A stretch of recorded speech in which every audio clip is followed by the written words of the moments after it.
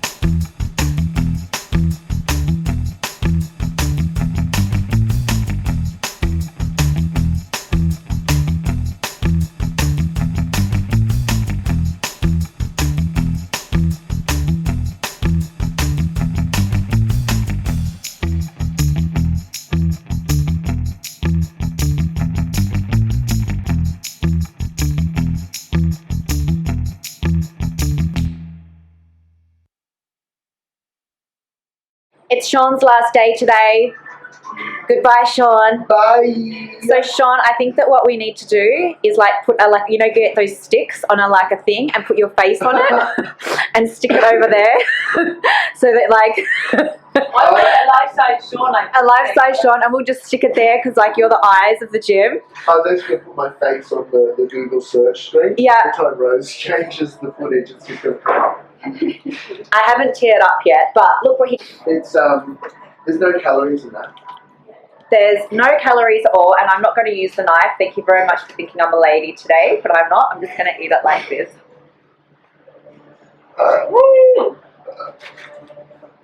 Thanks, Sean. Welcome. Love you. We're going to miss you. Nah, you won't. Yeah, I will. I'm going to stick your face up there. I just made Rose wear one of my masks. Your mask? I'll get a mask. Aww. I have to confess that I did already film this particular episode of my vlog, but I decided to re-record it. And the reason that I decided to re-record it is because I feel like being a defendant in a defamation case. Anyway, so today's my birthday. It's a really special day. Except, I just had to say goodbye to Sean from the gym. Goodbye, Sean. He's moving to New Zealand, and that's really sad. So I just had to say goodbye to Sean. Sean's the manager of the gym. He single-handedly ran that gym for 5 years by himself until another came along, and it's very sad. He's one of my best friends, and yeah, anyway, he's only going to move across the pontoon, and the pontoon, or the lake, is the border between Australia and New Zealand. So technically it's not very far, and I can still go there. So anyway, but it's still sad, and I did cry, but he made up with it with a glazed donut with M&M topping on the top. And you know what? Your birthday is the one day of the week where you can have a blowout and eat whatever. It was not gluten-free. It was not sugar-free. It was everything that I pretty much promote and say that I should not eat. But you know what? It's my birthday, and I could eat it anyway. So I did. So anyway, I moved out of home when I was 15 years old, and when I was 15 I was living in a refuge, and then when I left the refuge I was living in the refuge house. And a refuge house is like a house that the government has given to them, and you can live in it, and they come and check on you like you have to wait. So when you go to the refuge, you go on a waiting list to get given one of the, like when there's a room in one of these houses, so you're pretty much living on your own, because all of us were underage and could not sign a lease of our own. So that's what happened. So I was living in this particular house with a housemate who was the same age as me, another girl, and it was the day before my 16th birthday. Now, to rewind this story back even further, when I was 9 years old, I started getting really, really, really bad migraines, like chronic migraines. Like I would start to see the stars in my eyes. If I didn't take Panadine, it's paracetamol, you call it Tylenol in America, mixed with codeine, and back then in Australia those things were over the counter, so you could buy them in the supermarket. It's not a prescription only thing that you can get now, but that was the only thing that I would take, and I would pretty much, I could tell in the morning when a really bad headache was coming on, and I would just start taking pills to stop the headaches from coming. My parents took me to the GP, the GP tested my eyes and said, she's short-sighted, she needs reading glasses, we're going to send her to the optometrist. So my parents were like, okay, sent me to the optometrist. The optometrist confirmed, yeah, short-sighted, I need reading glasses, and so there I was given my first pair of glasses to see the board at school. This did not stop the migraines from coming at all. Like, they just continued all the time. I would get, like, if they would even progress to really, really worse, like delirious and nausea, and quite a few times I was sent to the sick bay at school or sent home or couldn't go to school because of these. And every time someone would happen, I would get yelled at for you must not have been wearing your glasses at school, which made completely no sense, because how else would I be able to see the board? Like, it made no sense at all. Anyway, it was the day before my 16th birthday, and one of these headaches came on, and this particular day I was taking the Panadine and it wouldn't go away. It was still there. It was niggling there. It was like getting really bad. So I had a really early night, and I made myself a bath, because I was like, I just need to sleep this headache off. It's really bad. These pills aren't working to get rid of it. What's going on? So I made myself a bath, and what I remember then is kind of like fate, that my housemate had a boyfriend, so she often was not even at home most of the time. She would be staying at his house. And she came home, and I heard the door, like the front door opening, and when I heard the front door opening, I don't know what happened, like just things were starting to look a bit hazy. But I stood up in the bath and I called her name again, and she walked inside the bathroom door, and then all of a sudden I just black. All I can relate this to is if you've ever had an operation, and if you've had an operation, you've had anesthetic, and you know when you've had anesthetic, like an operation can take hours and hours and hours, but it literally feels like a second has gone by in time. Like it's just black with nothing. So I woke up in hospital, and the GP that had told me that I needed glasses like 6-7 years prior was standing over me, and he went through the whole rigmarole. What's your name? Do you know where you are? What's your address? What's your date of birth? To, I guess, ascertain whether or not I had brain damage or was concussed or had my cognitive memory or anything like that. And I was able to say everything. I knew my name, I knew where I was, and I knew who he was, and I was a little bit like, what just happened? Last thing I remember, I was in the bath and I was calling out to my housemate, and I wasn't feeling all that crash hot. And he said to me, "You've had a seizure." And I was like, I've never had a seizure before. And I was like, what? And he said, yeah, you had a seizure. You know, like, looking back now, and then the reason why I guess like my birthday is so important to me is because, one, you know, my housemate, the seizure actually came on when my housemate came home, and there's a reason why she came home when she did, because if I had that seizure in that bathtub, I would have just drowned. Or if I could have just, when I stood up, I could have just slipped and fallen and hit my head and fractured my skull, or, you know, basically I was, you know, I could have died that day, but I didn't die that day. And there's a reason why I didn't die that day, but I'll finish the story. So he said to me, we'll order you a CT scan and we'll have to see what's going on. He said, have you taken anything? No. And I said, no, I've had one of my very, very bad headaches, but it didn't go away. And that's all I really remember beside the bath. So he ordered me a CT scan, and as you do when, I don't know about you, but for me, when I get a test of anything done, I kind of open up the results. I don't really wait around to go to the doctor to find out the results. So I go to the CT scan, open up the results, look at the picture, like the scan first of all, and it had three, like one big white thing, and then it had two other small white, big black dots. Then I read the report, and it said, looks like, well, suspected arteriovenous malformation in the left occipital region, needs further tests to confirm.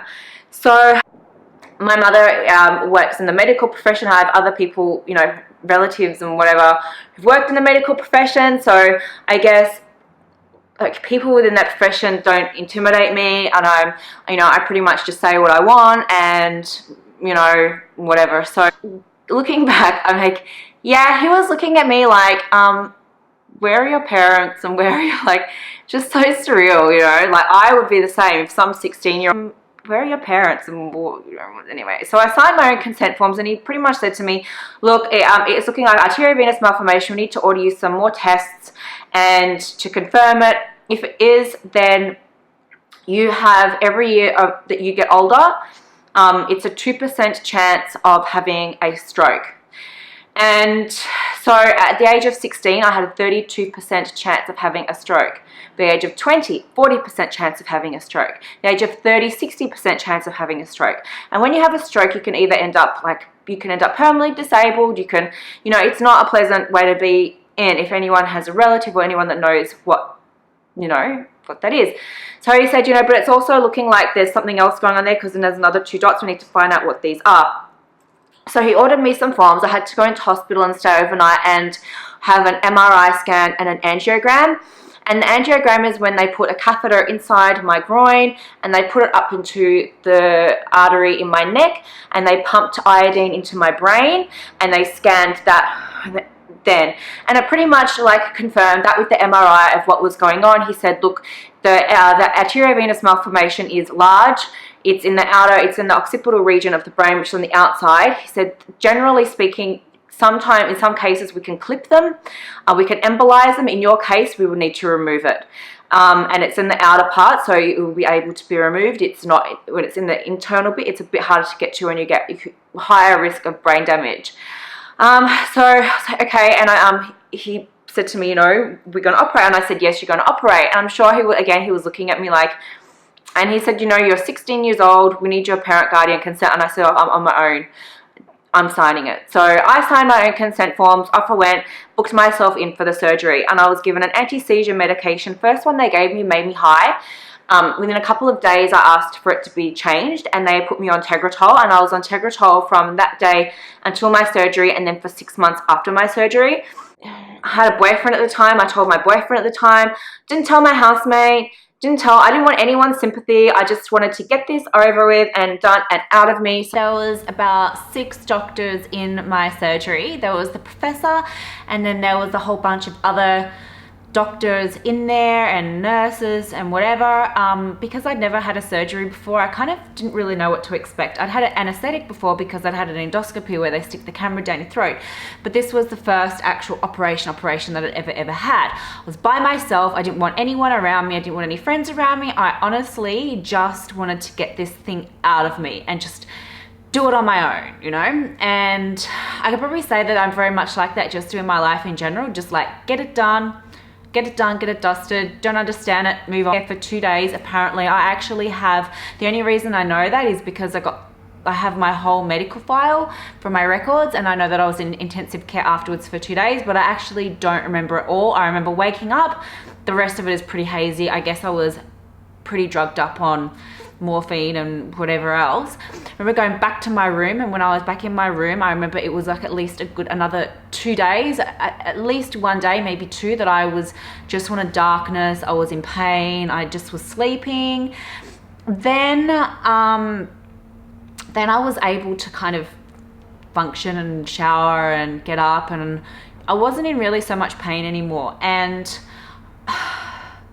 the poor, like, there was an order, like, one of the guys who was, yeah, he used to come and bring the meals around, and he always used to like look in on me and I feel so sorry for me and stuff. But I was just like, I just was so happy that I was so happy that I just had this thing taken out of my head. So pretty much then though, I don't know what I was doing and why, when I first realized what was about to happened, but maybe I was going to order food, maybe I was about to put on TV, maybe I was about to pick up something and read it, but I worked out that I could no longer read. I had completely lost my ability to read and write. This was very traumatic for me because I learnt to read when I was 3 years old. I was always advanced in my reading. Even when I was in year 10, I was put into the 11 English class. It's just a strength of mine. So to not be able to read was really, really, really, really traumatic. And I think that was more traumatic for me than finding out that I had this thing going on in my brain. So anyway, I called the buzzers, like the nurses, straight away, and they came in, and then the professor came in to see me, and I was like, I can't read, and he pulled out the Bible from the next door, like, every hotel and hospital has a Bible. So he was like, read it, and I could not make it. Everything just looked like black ink or whatever color ink, like just shapes, or it just made, my brain could not register what it was. So they ordered me an occupational therapist, which, to be quite honest, it wasn't much help at all. And I was very obnoxious, and I was like, this isn't helping me at all. Anyway, after a week I was in hospital, I left. I was still on the anti-seizure medications. My whole life was on hold. It was on standby pretty much, but I knew that the surgery went well. It was definitely the AVM was removed. They did a biopsy on it to ascertain whether or not it was malignant or benign. It was benign, meaning not cancerous. And those other 2 dots that I said that were on there were aneurysms. So there was 2 aneurysms there that were about to pop. So they got removed as well. Everything in the surgery went really, really well, except for that I couldn't read. Now, in saying this, don't think for a second that I regret having the surgery because I lost my ability to read.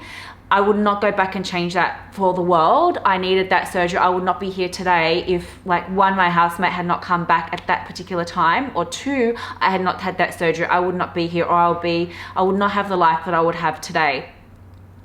So, but I knew within that next 6 months, like, I definitely needed to rehabilitate myself. I'm always been very, very stubborn and very headstrong, and just do things for myself.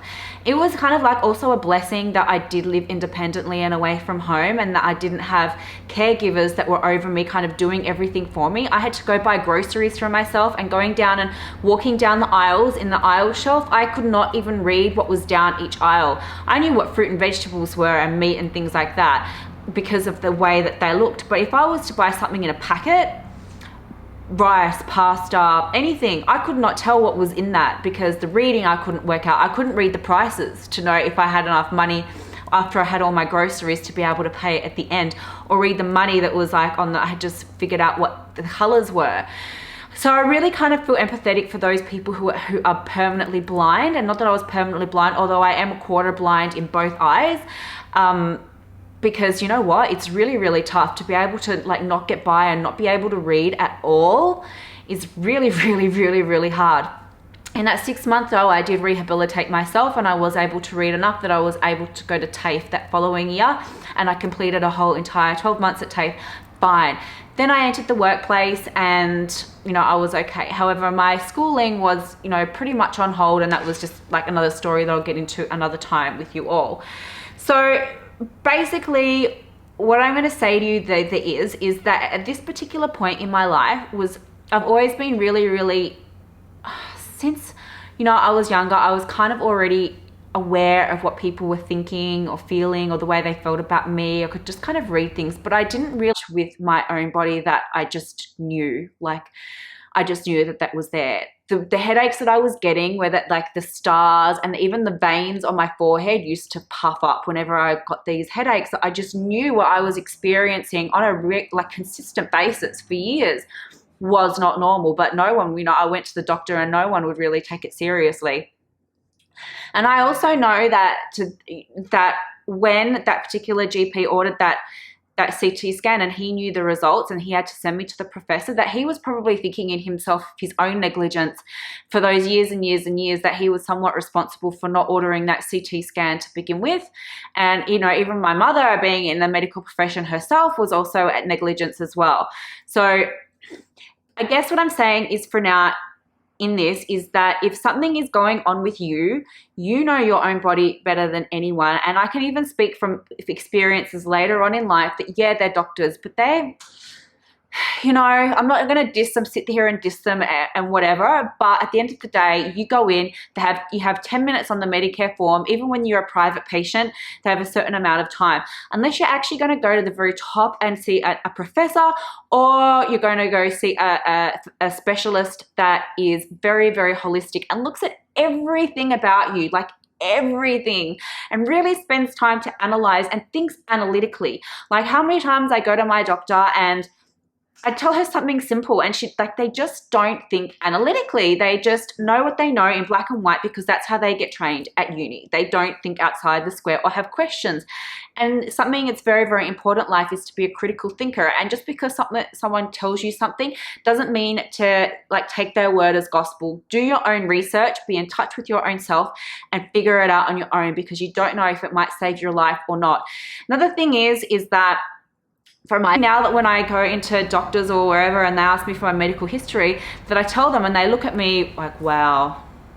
Because it's very, very rare that someone pulls out of this completely okay and not even remotely crippled, or, you know, the only thing that I have is I have lost a quarter of my vision, and to me, I don't even notice that it's gone, to be quite honest. And even my university said to me, because I told them, and then they said, you want to be on the inclusions and accessibility, which means you get special provisions at uni and you can get deferred examinations and extensions and things like that because you technically have a disability. And I thought, you know, I've gone from all those years on, no, I don't need that. I've worked for the government. I've had, you know, I've done all these things in my life, and I've never ever classified myself as having a disability. But you know what? There are a lot of people who also look at their past and they go, oh, you know, this happened, or rah, rah, rah, and they really just like to rake in everything that they can because of something that happened, rather than using it as a positive and just, you know, looking at each day as a blessing. So for me, my birthday,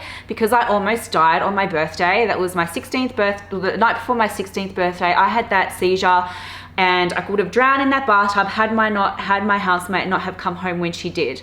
You know, those 2 aneurysms could have just burst in my brain at any particular time. So my birthday to me is very, very special because it's another year that I, you know, back then I could not have lived to see these ones to come. But there is a reason why that these birthdays have happened, and there's a reason why, you know, everything's a reason, a season, or a lifetime.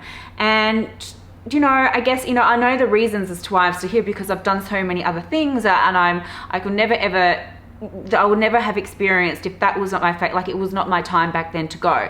And, you know, so everything is just a blessing. And I just want to say thank you so much for every single one of you who've reached out and just said to me, happy birthday, because those words to me, happy birthday, now you kind of understand why they mean so much to me. And it's not like about, you know, getting me gifts, or, I mean, if you want to, you can, but not about getting me gifts or going out and partying or doing drugs and getting wasted like other people do. For me, I'm just so happy to just be here and just to live another birthday, because don't want you to freak out either, because an arteriovenous malformation, once it's been removed, it's removed. It doesn't like reform or regrow or keep on growing or anything like that. It's gone. It's something that you're born with it. It's something that it grows when you're inside your mother's stomach.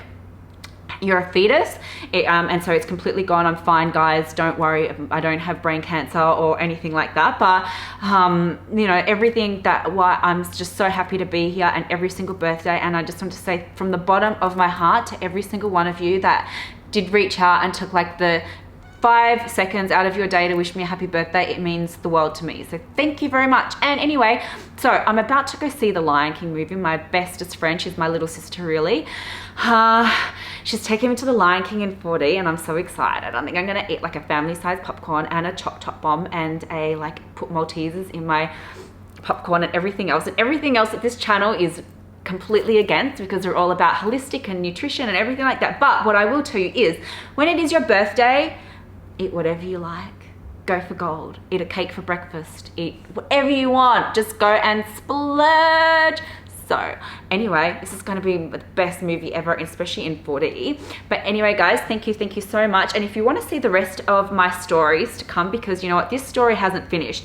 There are more things that I'm going to elaborate deep inside this. And there are other things too that I'm going to go along with. And maybe that hidden footage that, well, I don't want to get into trouble with, but it might come out later. So if you want to see everything else that comes back later, give me a like and give me a subscribe, and we'll see you later.